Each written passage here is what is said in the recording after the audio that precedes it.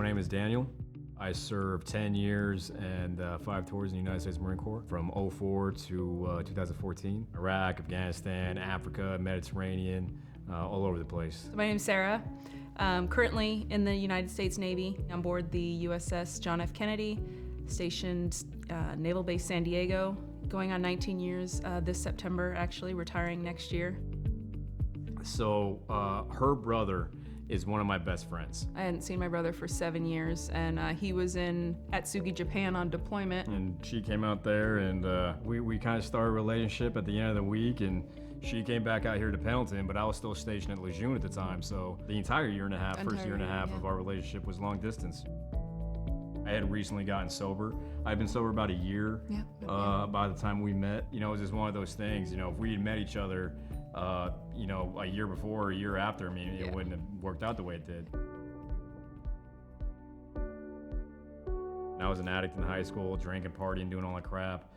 Bled over into the Marine Corps years, you know, and then throw being a Marine, PTSD, combat tours, being in a motorcycle club, all these things just compounded that. I was just a really bad dude, you know. When you really come to that point to where your life is going to take one path down a very dark road, or you go the opposite way. And unfortunately, a lot of people just go down that dark road. And that's what led me to decide to get sober. And then that's when we had met, like I said, about a year into it. When we first met, which was pretty awesome, is he was really at a point in his life to where it was just about honesty, 100%. There was struggles in the beginning with, you know, some alcohol stuff, but then you just communicate and you talk through it.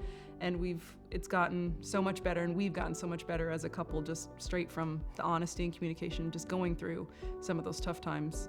She got introduced to all the PTSD stuff all at the same time. I was transitioning out of the Marine Corps. We had a brand new baby. I was becoming a civilian, and I was a spouse. So, I mean, we were going through all of this crazy transitioning. I lost an identity. I lost who I was. I lost this my entire life was being an active duty United States Marine, a leader in the Marine Corps, and now I'm not. You have this bond that is closer than anything else you've ever experienced your entire life.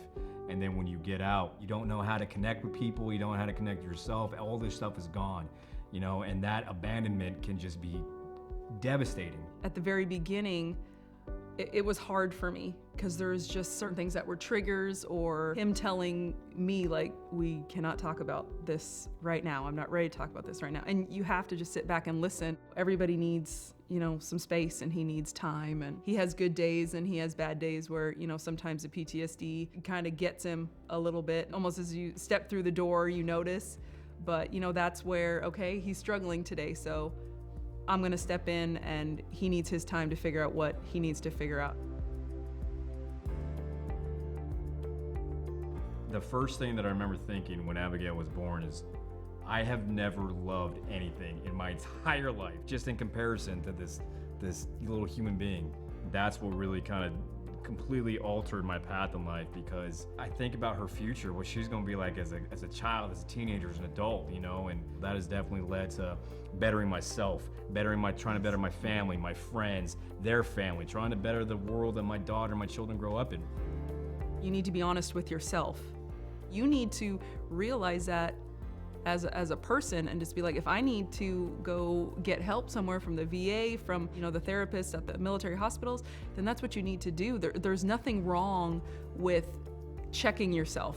I very much suggest people go to credible counseling, and when I say credible, people who can really truly connect to you know what I mean? Because if you go to counseling and it's a complete negative experience, it's going to turn you off, and that can't happen. So you got to find something that's going to actually work and you're going to feel comfortable with. Like Daniel's reconnected with, you know, his other buddies from the Marine Corps. That's good therapy. My brothers, back in my daily life, has drastically improved my daily quality of life. So I tell dudes all the time, man, connect them, reconnect, bring your guys back into you. You know, surround yourself with the people you care about, you know, and those that care about you.